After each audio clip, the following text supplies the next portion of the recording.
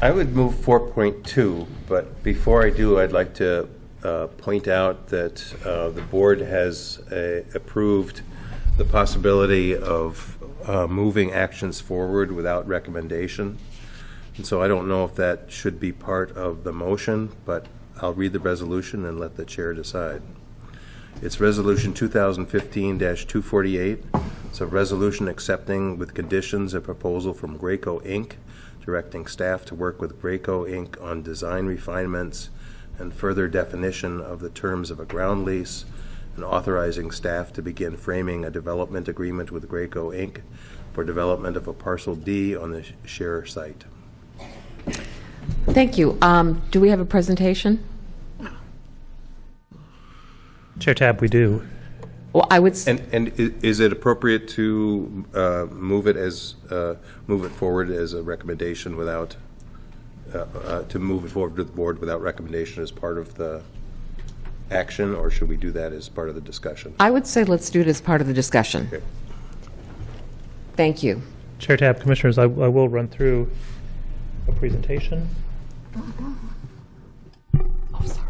Essentially, we'll do a brief review of the site, of the proposal overview that was submitted by Graco, staff's evaluation of that, and kind of a summary of where we stand on the timeline, then be more specific about the findings that we have. This is parcel D that we're talking about. It's on kind of the back half of the back portion of the share site. So here's the Plymouth Avenue Bridge, Sibley Street, 10th Avenue Northeast. Halls Island is the new island that would be created. Here's the plat map for parcel D. It includes this right here. There's a small exception down at the far at the end nearest the river, and a second exception near the intersection of Sibley Street and 8th Avenue. Essentially, this is the parcel D that we've been talking with Graco about. In the River First schematic design, it identified kind of volumetrically a location for what we would call the private development portion of parcel D. It's kind of bounded by these three boxes here. There's also the park use and the community supportive use, which was the community supportive use being another component of the parcel D development that fronted on Sibley Street and might accommodate things like farmers markets or other kinds of events within the context of what happens on the private portion of the site on parcel D. The River First schematic design further articulated that by showing a series of buildings along the northerly portion of the site, with buildings kind of stacked and configured and reaching from the river's edge along 10th Avenue Northeast to Sibley Street, and a very schematic depiction of other uses that might happen on the community-supported portion of the site, and then there's the park support element that was along Plymouth Avenue. These were depictions that were a part of the schematic design that was forwarded by Tom Leader Studios as a part of River First. The Graco proposal looks at this in two stages. Graco engaged Ryan Companies as a development arm to assist them in understanding how development could happen. So Graco has proposed development in two stages of parcel D. The first stage would be a 50,000 square foot headquarters building supported by a 133-car parking lot.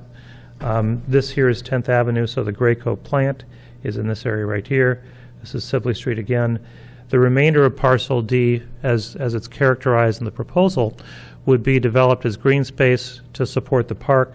The proposal also suggests a small parking lot at one end to support park use in kind of an interim condition. They do suggest this as a two-phase proposal. The second phase would introduce a second 50,000 square foot building. It would essentially be a lease to suit building. And it would be supported with parking that's essentially below the building, and it's a little easier demonstrated in a three-dimensional view. Parking would not be below grade here, but would be in two levels that are below an occupiable structure. The portions that are sticking up essentially are the core service elements that extend through the core of the building. So in this diagram, you see Halls Island in the foreground, the park that would be developed, the shear site, This would be the Graco headquarters, which is the 3-story, 50,000 square foot building with the parking lot behind it. And here you see the plant in the background. And then this would be the future development, the stage 2 development, which is 50,000 square feet of occupiable space on the 2 levels with its parking support happening underneath. They have noted that the parking on the first level, the street level, might be developed as that community supportive space. They do show other things kind of reaching beyond that. This is an illustration of what the building might look like. So we're looking across kind of the canoe beach at the park that would be developed, the shear site. You begin to see the Graco headquarters, a 3-story mass, and then the development, the private development that would be on the remainder of the site. This is the overall site plan. They do show elements of a green roof as a part of the Graco development. They do show some logical pedestrian connections through the site, essentially coming through the site and aligning between the 2 buildings. If we were to go back to the schematic design that was prepared as part of River First, there's a very kind of indiscriminate edge between the park and the development. The translation of that to this diagram actually shows a more definitive edge along the 2 buildings, and then other more porous edges at either side, at each side of the 2 buildings. They have shown, I'll go back to this for just a minute, they have shown an illustration of the character of the space leading from Sibley Street and down into the park. They have shown a few adjustments to the park site plan. The site plan that we have had prepared through the River First project was schematic, and we would imagine that there would be some modification of that to accommodate development. And so what they've suggested is those park-like spaces that would reach out from the park and onto the private development would be primarily focused around this kind of a space, kind of an LA space. This is showing the private development along one side of that walkway, and the Graco headquarters kind of tucked in behind the trees on the other side. What we've done is, and I'm moving through this quickly, and I'll come back and can talk about questions you might have. We've talked about the performance standards that were outlined in the request for proposals. And we've talked, and these are drawn directly from the schematic design work that was put together as a part of River First. So we have urban design ideas, architecture and landscape architecture ideas, parking and transportation, environmental, financial, and lastly, a community commitment element. So what we've done is we've tried to give a very brief assessment of those things, kind of condensing down what we had in our background report for the Graco proposal. So from what we've highlighted here in green are those places where we think that the proposal is beginning to concur with the requirements or the standards that are posed in the performance standards. Buildings fronting appropriately on the park. We think we can work with the Graco team to refine the design to create a more interactive and diffuse edge between the development and the park, kind of building on some of the suggestions they have, but working to push that a little further. The buildings include primarily office use, which does align in part with what's going on with the performance standards. And the public access to the park is maintained and augmented. They do show connections between Sibley Street and particularly in other places, maintaining that connection between the Sibley Street and 8th Avenue through the park. Notably, with the proposal, the development is smaller. We're probably about 2/3 the development that was shown in the River First schematic design. And importantly, as was characterized in the design standards, there would be some publicly accessible public amenities in the buildings. Mm-hmm. The Graco buildings is a headquarters building. It's an office building, and it includes other things beyond just offices. They have talked about creating other campus support functions in that building, and maybe functions that are more like a company history component, but they're not publicly accessible.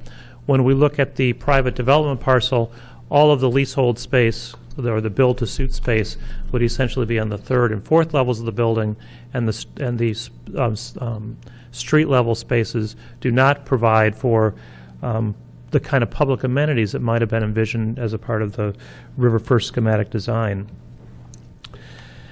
For architecture and landscape architecture, we recognize that this proposal is more formative than finite. And so we believe that the initial directions may be acceptable, but we would expect to have significant work with the Graco team to provide more detail and offer significant refinements to both the building designs and the site design that's been put forward. For parking and transportation, this is a significant deviation from the performance standards. In the plans that were demonstrated as a part of the River First schematic design, there was no surface parking. The parking for the buildings was internalized and located along 10th Avenue. It is, as the River First schematic design recognized, and as the Graco team recognizes as well, putting parking below grade is difficult, but incorporating into the shell of the building somehow was an idea that was put forward as a part of the River First schematic design, and that's not happening to either the extent or magnitude that we would have imagined would be happening in a proposal. From the environmental perspective, the design standards push for some qualifications towards LEED. The proposal did provide what would be considered a preliminary LEED checklist, and in tallying the points, they demonstrate that they will meet a gold LEED, a standard qualification for LEED gold, and LEED platinum may be possible. They have a series of either yes, no, and maybes. There would be enough maybes in there where a platinum qualified building is possible.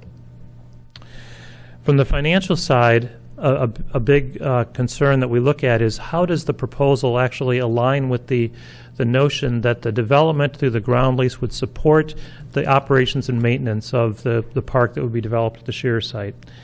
And the lease that's proposed at essentially $210,000 does not align with the maintenance requirements that we would have that essentially reach to somewhere between $311,000 and $330,000 between year 1 and year 3 of the operation of the park. So, and if you correlate that to the amount of development, they have about 2/3 of the lease amount that we need. They have about 2/3 of the amount of development that we would imagine as well. I will suggest that as a part of their proposal, they did a third-party market study that tried to substantiate the amount of development that they are proposing. It's the good and the bad of this with Graco from the Ryan perspective is they have an anchor tenant. If you're proposing 100 or 150,000 square foot development, I would imagine it's pretty attractive to move into that with already having a 50,000 square foot tenant in hand. But it does fall short of the dollars we need. They also identified as a part of their proposal that they might take on some of the maintenance requirements as an offset to the lease. It included, it identified several areas, and that would certainly be a point of negotiation because the dollars that were generated by the ground lease would be directed towards maintenance of the park to be developed at the Shearer site, not as they suggest in their proposal, maintenance of the trail easement or maintenance of a stage 2 development area. And finally, the community commitment, a section of our request for proposals made it clear that there would be an engagement process that we would go through once we accepted a proposal and before a development agreement is finally negotiated with the developer. So they have demonstrated an acceptable amount of community commitment to that process. Notably, that process would be led by park staff, not by the developer. In the resolution that was put forward, we identified 3 actions. One was to direct staff to work with Graco to refine and finalize the development proposal and really work hard on the design. The second is to direct staff to begin framing a development agreement. Essentially, the development agreement is the tool that establishes the framework for how the agreement, the partnership agreement between the park board and a developer would work here. It would tie down the sequence, the staging, the timing, the dollar amount, and be quite specific about the character of development that would happen here, and that process would extend over probably up to a 6-month period. We did outline early on for the board and as a part of our the request for proposals to Graco a process that we would be going through. There was this period of several weeks when it was a Graco-only proposal, And we did identify that on July 1st, we'd be bringing this back. They did submit their proposal as we requested on the 17th of June. And we have identified that this would be moving forward pending the committee review to the full board for consideration at your next meeting on the 15th. The recommendations for accepting the proposal with conditions identified a significant series of conditions, which I can run through if needed. But essentially, there's a number of things that need to be further refined. I noted that the proposal, in terms of being definitive about the site and the character of development, had a long ways to go. But to help the board understand what staff was seeing as not as shortcomings, but as points that we need to focus on, we identified 16 points that needed further identification, further work.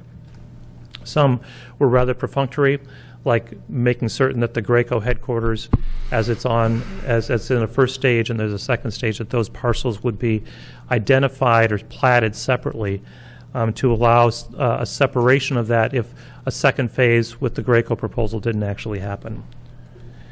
So I could spend time walking through each one of these, or I can stop and allow questions or allow you to have your discussion. I think it's probably time for some questions. I think, Commissioner Irwin, you were first with the light on. I am. Thanks. I'm not on this committee, so thank you for allowing me to speak. I think this is an absolutely horrendous proposal, and I think we should stop spending staff time on this and wait until we get the proposals that we're going to be issuing after July 1 and compare these proposals. This is the company that reneged on an agreement with us and just cost us $622,000. By my count, $10.37 for every household in the city of Minneapolis. We'd all have to put $250 at the door to pay for what we just had to pay for that piece of pathway, which they agreed to do quite some time ago. So I don't think that we should be going out of our way by any stretch of the imagination to give them exclusive rights and work with them first. Surface parking. There's a huge surface parking lot on the back of this. The residents of Minneapolis, this is not directed at you. Understood, Commissioner.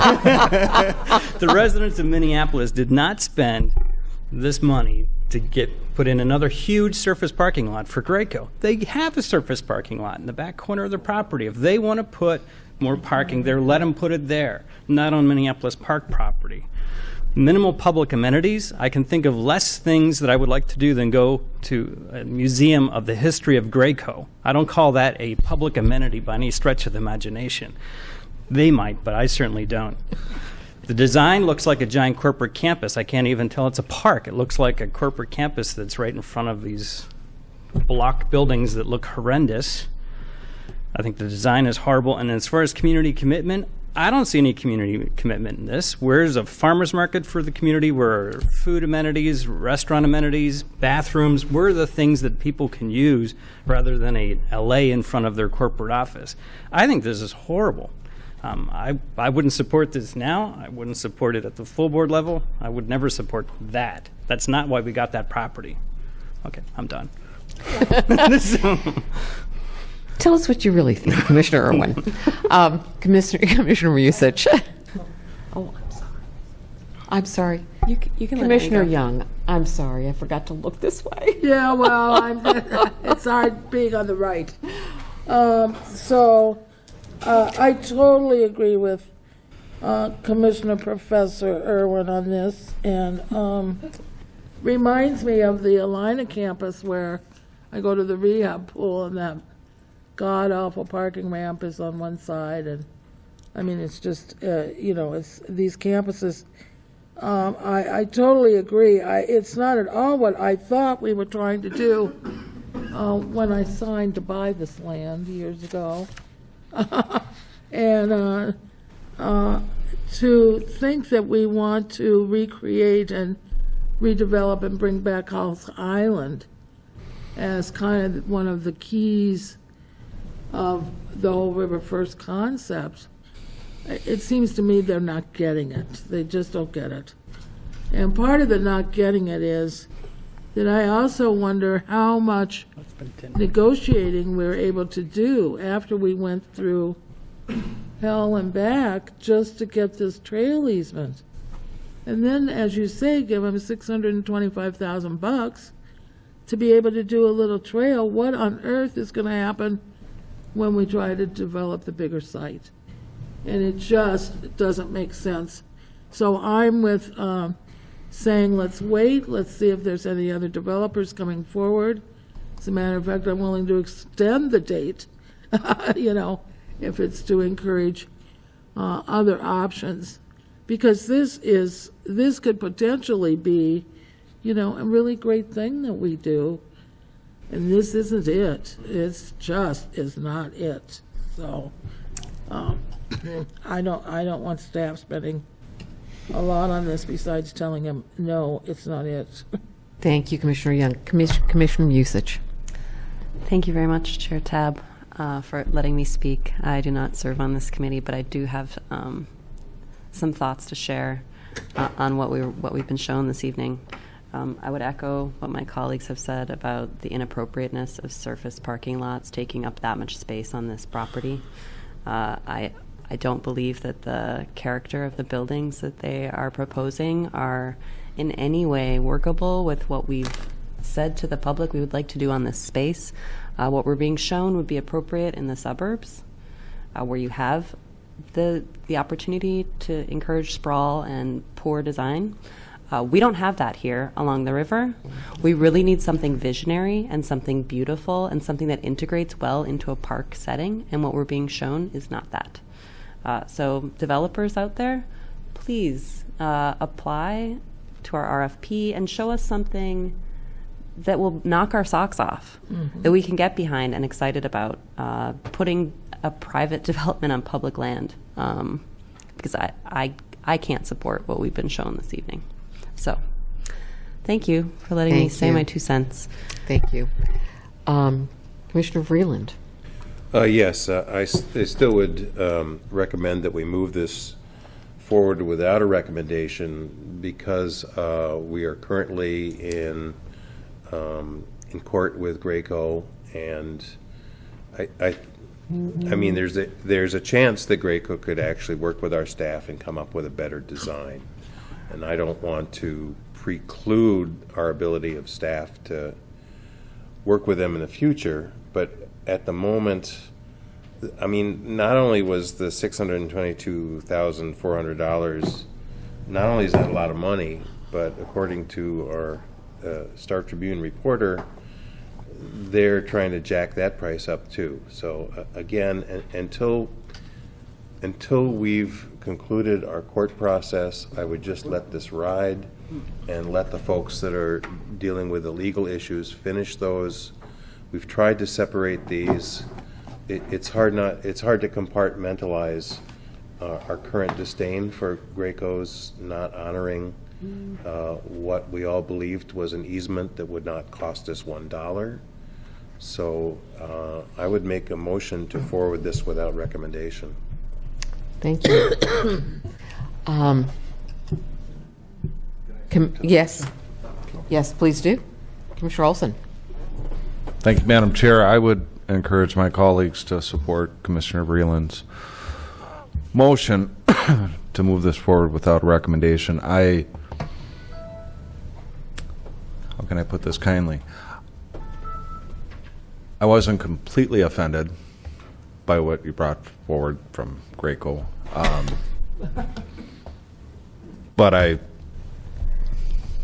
scratched my head a little bit. Kind of an interesting proposal that they brought forward. I think the board has made it very clear that many of the things are unacceptable. It does take 6 votes to do that, so I'm sure they'll understand that the surface parking not going to happen. The buildings less than attractive. So there's just a lot of things that I think our staff can work with them on, just see if they can come up with something better. And it's on them, and I think the message is very clear from what my colleagues have said, that what won't be acceptable. And I would encourage us to just move it forward and give them a chance to come back one last time with something that's going to knock your socks off, my fellow commissioners. Well, Thank you so much. And I would also like to encourage the fact that we need amenities that will support a park as a part of this project. I think that's another thing that we really want to make sure is occurring. So I would like to just add that particular piece. Any other comments? Not on the motion. All right. Then, let's vote on the motion of moving it forward without recommendation. All those in favor, please signify by saying aye. Aye. Opposed? Thank you. President Walensky. Thank you, Chair Tab. I also am not on this committee. I have a couple of questions. Is that a typo that says that Graco only employs 2,700 people worldwide? President Walensky, Commissioners, I actually don't know.